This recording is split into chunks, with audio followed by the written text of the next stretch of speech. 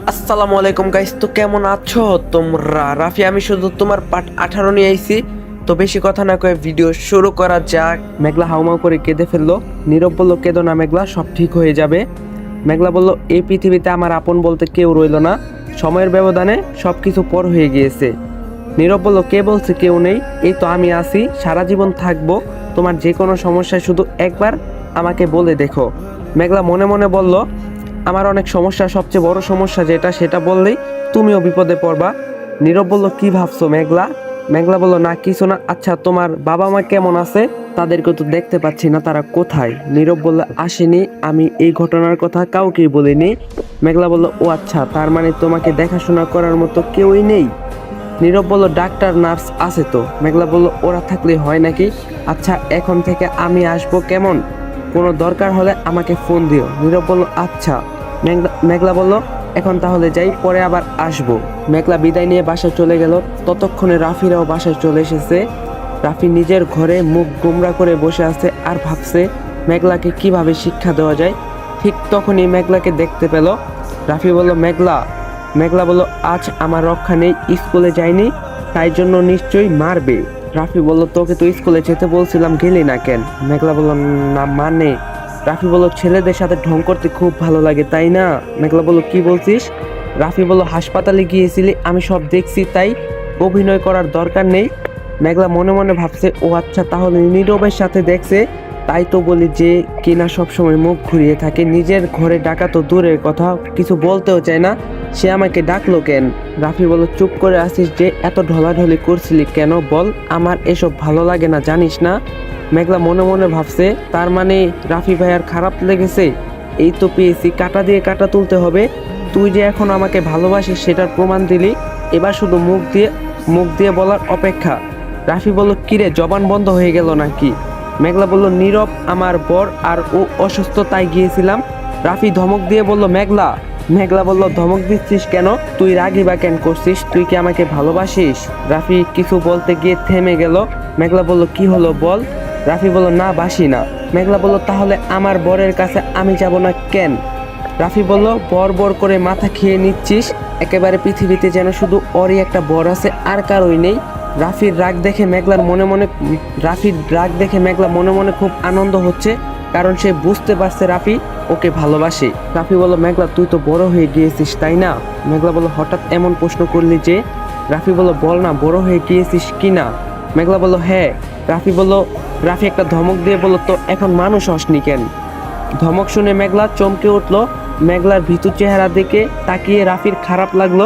রাফি বলল, ঠিক আছে, ছেড়ে দিলাম, আর কখনো স্কুল মিস করবা না, খবর আছে। যা এবার তোয়ালাটা নিয়ে বের করে আয়। মেঘলা বলল, তোয়ালা দিয়ে কি হবে?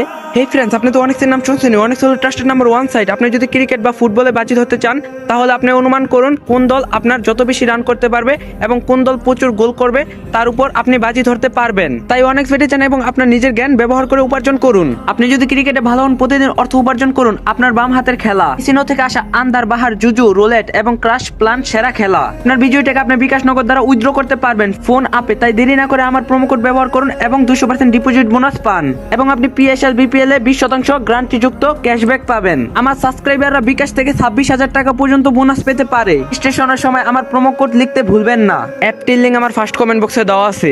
রাফি বলল, তোকে মানুষ বানাবো। মেঘলা বলল, তোয়ালা দিয়ে শ্বাস বন্ধ করে মেরে ফেলবে নাকি? ওর যে রাগ, মারতেই পারে, তার আগে পালাই বাবা। বলেই মেঘলা যখন পিছনে ঘুরলো, রাফি সাথে সাথে খপ করে মেঘলার হাতটা ধরে ফেললো। রাফি বলল, খুব চালাক ভাবছিস নিজেকে তাই না? ভেবেছিলি হাত ভাঙা তাই পালাতে পারবি? শোন, আমার এক হাত ভাঙা, বুঝছিস, দুইটা না। বলেই রাফি মেঘলাকে টানতে টানতে নিয়ে ওয়াশরুমে ঢুকে পড়লো। মেঘলা বলল, কি করছিস? স্যার বলছি। রাফি মেঘলাকে ছেড়ে দিয়ে দরজাটা লক করে দিল। মেঘলা বলল, কি করছিস? দরজা বন্ধ করছিস কেন? রাফি বলল, জামা খোল। রাফির মুখের কথাটা শুনে মেঘলা যেন আকাশ থেকে পড়লো। নিজের জামা আঁকড়ে ধরে বলল, বিদেশ গিয়ে কি তুই এত খারাপ হয়ে গিয়েছিস? ভাবতেই পারছি না। রাফি মেঘলার জবাব শুনে অবাক হলো। রাফি বলল, পাগল টাগল হয়ে গিয়েছিস নাকি? খারাপের কি দেখলি?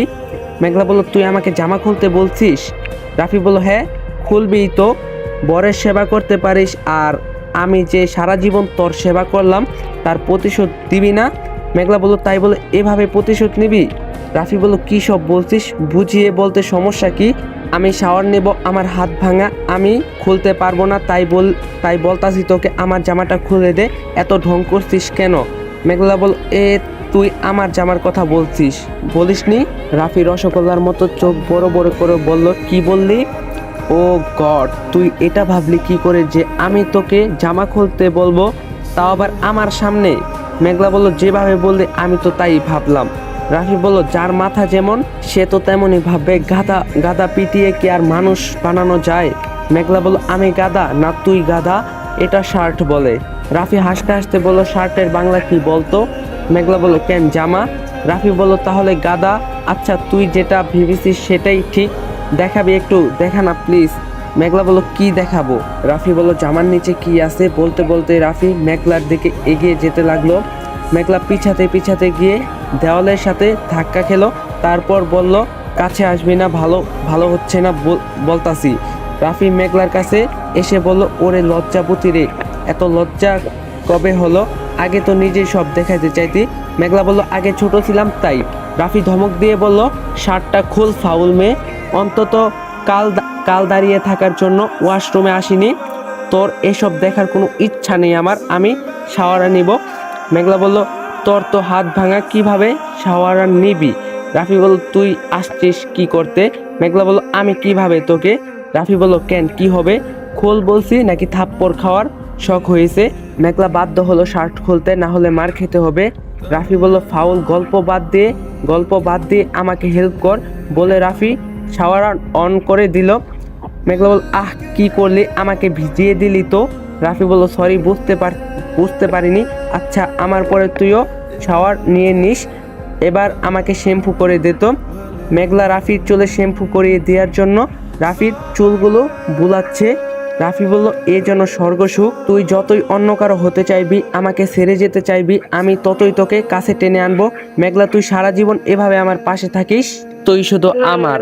রাফিকে খালি গায়ে ভেজা অবস্থায় দেখে মেঘলার অস্থির হতে লাগলো। মেঘলার অন্যদিকে তাকিয়ে তাকিয়ে রাফির গায়ে সাবান মেখে দিতে লাগলো।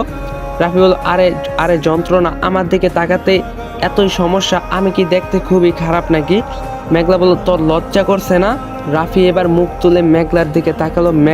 মেঘলা লজ্জা পাচ্ছে দেখে রাফি রেগে গিয়ে উঠে দাঁড়ালো, কিন্তু মেঘলাকে দেখে সে অজানা এক দুনিয়ায় হারিয়ে গিয়েছে। মেঘলা পুরো ভিজে গিয়েছে, ভিজা চুল থেকে টুপটুপ পানি পড়ছে, মেঘলার গোলাপি ঠোঁটের উপর ফোঁটা ফোঁটা পানি জমেছে। এ যেন এক অদ্ভুত আকর্ষণ, যা দেখে রাফি নিজেকে আটকাতে পারল না। রাফি ধীরে ধীরে এগিয়ে গেল মেঘলার দিকে। মেঘলা এক পা করে পিছিয়ে যেতে যেতে লজ্জার সাথে ভয়ে মিশিয়ে কাপা কণ্ঠে বলল। মেঘলা বলল, কি করছিস ভাইয়া? রাফি মেঘলার ঠোঁটে আঙ্গুল চেপে ধরেই বলল, চুপ, একটাও কথা বলিস না। মেঘলা বলল, রাফি ভাইয়া এমনিতে সুন্দর, তার উপর খালি গায়ে ভেজা চুলে আমার একদম কাছে দাঁড়িয়ে আছে, তার উষ্ণ নিঃশ্বাস অনুভব করতে পাচ্ছি আমি। জানি না, আমার কেমন যেন একটা ভালো লাগা কাজ করছে। আমি ভাইয়াকে সরিয়ে দিতে চাই, কিন্তু পারছি না। মন বলছে ও আমার সাথে মিশে থাকুক অনন্তকাল ধরে, কিন্তু শেষ পর্যন্ত নিজের মনের সাথে যুদ্ধ করে ভাইয়াকে সরিয়ে দেওয়ার জন্য প্রস্তুত হলাম, কিন্তু আমার সে আশা জলে ঢেলে দিল। ভাইয়া আমাকে দেওয়ালের সাথে মিশিয়ে দিল, এক হাত আমার কোমর চেপে ধরলো, তারপর নিজের ঠোঁট দুটি আমার ঠোঁটের সাথে চেপে দিল। এর আগে আমাকে এভাবে কিস করে দিল, তবে তখন আমার অনুভূতি হয়নি। আজ এক অন্যরকম ভালো লাগা কাজ করতে, মনে হচ্ছে যেন আজ আমি পরিপূর্ণ, আমার মাঝে আর কোনো অপূর্ণতা নেই। পৃথিবীর সব পাওনা এসে ভিড় জমিয়েছে আমার দরজায়, সব সুখ যেন আমার হাতের মুঠোয় ধরা দিয়েছে। যাকে ভালোবাসি তাকে আজ নিজের করে পেয়ে গিয়েছি।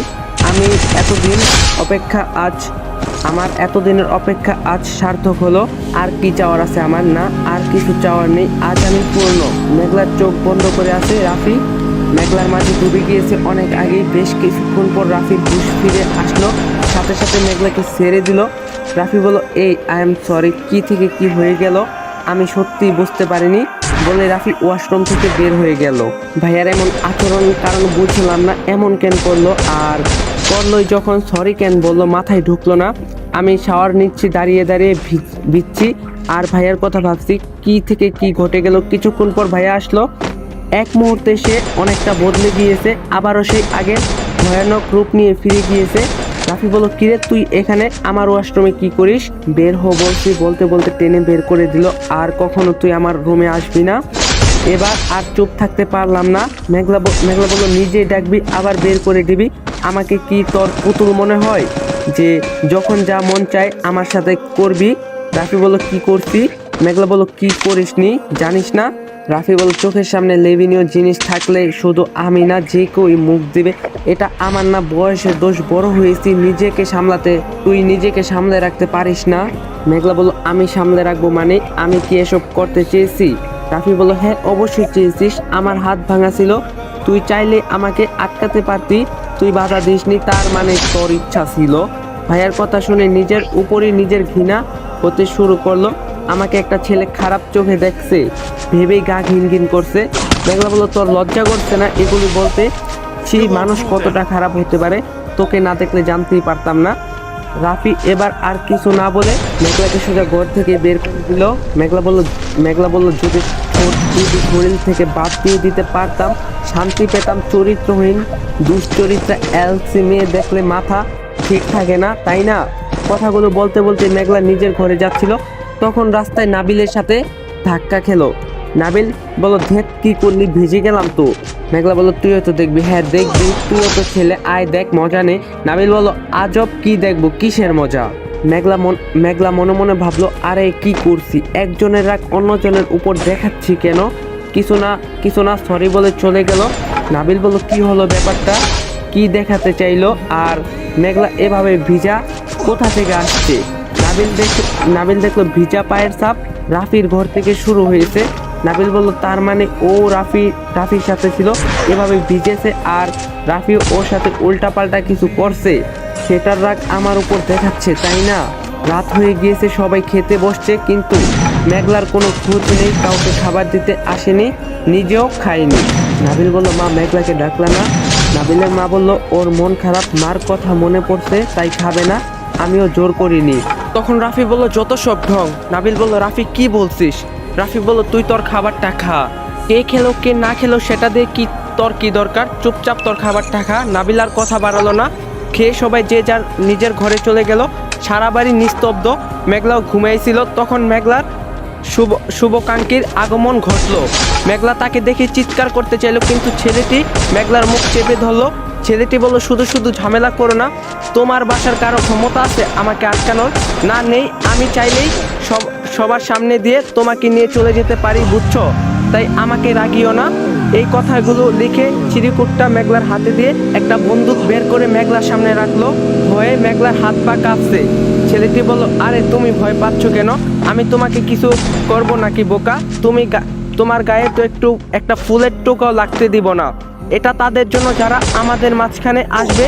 এবার তোমার যাকে মন চায় ডাকতে পারো, আসুক দেখি আমাদের মাঝখানে কে আসতে পারে। ছেলেটি মুখে কিছু বলে না, সব কিছু চিরকুটে লিখে ছেলেটি মেঘলার মুখ ছেড়ে দিল। মেঘলা বলল, আপনি আমার সাথে এমন করছেন কেন? যখন তখন চলে আসেন, একটু ঘুমাতেও দেন না। ছেলেটি বলল, কারণ ছাড়া আসি না। মেঘলা বলল, কি কারণ? ছেলেটি বলল, কারণটা পানিতে গুলে তোমাকে খাওয়ালেও তুমি বুঝবে না, যাক গভীরে না যাই, সহজে বুঝাই। কাল নীলিমার জন্য এসেছিলাম, আজ তোমাকে খাওয়াতে এসেছি। রাতে না খেলে শরীর খারাপ হয়। মেঘলা অবাক হয়ে তাকিয়ে আছে ছেলেটার দিকে। ছেলেটা একটা প্যাকেট বের করে এসে মেঘলার সামনে বসলো। ততক্ষণে ছেলেটি মেঘলার হাত বেঁধে দিয়েছে। তাকিয়ে না থেকে সিদ্ধান্ত নাও, তোমার মুখ চলবে নাকি আমার হাত? মেঘলা ছেলেটি কি বলছে কিছুই বুঝতে পারলো না। ছেলেটি বলল, তোমার ফেভারিট বিরিয়ানি খাও। ছেলেটা মেঘলার মুখে খাবার তুলে দিল, কিন্তু মেঘলা খাচ্ছে না। ছেলেটি এক হাত মেঘলার মুখ চেপে ধরে জোর করে খাইয়ে দিল। তারপর ছেলেটি তার শেষ চিরকুটটা লিখে দিয়ে চলে গেল। শেষ চিরকুটে লেখা ছিল, তুমি যখন চাও না তখন ঠিক আছে, আমি আর আসবো না। আমি তোমার ভয়ের কারণ হতে চাই না, তবে একটা কথা মাথায় রেখো, আমার মেঘলাকে কেউ কষ্ট দেওয়ার অধিকার আমি ছাড়া আর কারোই নেই, এমনকি তোমারও নেই। তাই নিজের খেয়াল রেখো। যদি তুমি ভালো থাকো, কথা দিচ্ছি আমি আর আসবো না, কিন্তু নিজের খেয়াল যদি না রাখতে পারো তাহলে আমি আবার অবশ্যই আসব। পরের দিন সকালে মেঘলা রান্নার কাজে ব্যস্ত। তখন নীলিমা আসলো। মেঘলা বলল, আপু কিছু লাগবে? নীলিমা বলল, না এমনি আসলাম, কি করছো? তখন মেঘলা বলল আমার ফ্রেন্ড অসুস্থ, ওর জন্য একটু খাবার রেডি করছিলাম, আসলে ওর এখানে কেউ নেই, হাসপাতালে ভর্তি আছে কিন্তু খাবার দেওয়ার মতো কেউ নেই, তাই আর কি। নীলিমা বলল ও আচ্ছা তুমি যাবে? মেঘলা বলল হ্যাঁ, ওকে বলছি সকালে আমি খাবার নিয়ে যাব, এতক্ষণে হয়তো অপেক্ষা করছে। জানো আমি যখন অসুস্থ ছিলাম ও আমার খুব যত্ন নিয়েছে, এখন ওর সেবা করাটা আমার দায়িত্ব। তখন নীলিমা বলল একদম, উপকারের কথা বলতে নেই, সুযোগ যখন পেয়েছো অবশ্যই ঋণ পরিশোধ করা উচিত। ঠিক আছে তাহলে তুমি রান্না করো, আমি যাই। এটাই তো সুযোগ রাফির সাথে মেঘলার ঝামেলা লাগানোর। তোমার ভালোবাসা নিয়ে রাফি খুব অহংকার, আমি সেই অহংকার ভেঙে চোরমার করে দেব মেঘলা। অনেক অপমান হয়েছি তোমার জন্য, এবার তোমার পালা। আসসালামু আলাইকুম গাইস, এই পার্টটা তোমাদের কেমন লাগছে অবশ্যই কমেন্টে বলবা। আর এই পার্টে আমি কোনো টার্গেট দিব না লাইকের, তোমাদের যার ভালো লাগে লাইক দিবা, যার মন চাই লাইক দিবা, নাইলে দিবা না।